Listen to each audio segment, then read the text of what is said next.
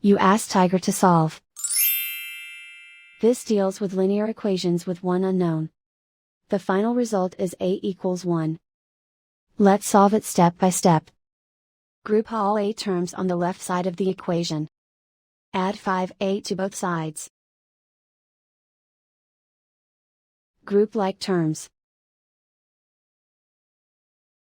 Simplify the arithmetic. Group like terms.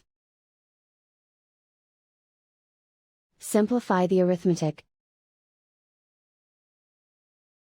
Group all constants on the right side of the equation. Add 16 to both sides. Simplify the arithmetic.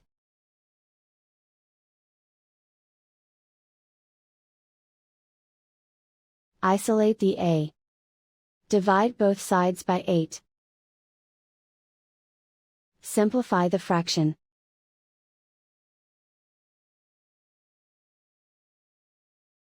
And so the final result is a equals 1.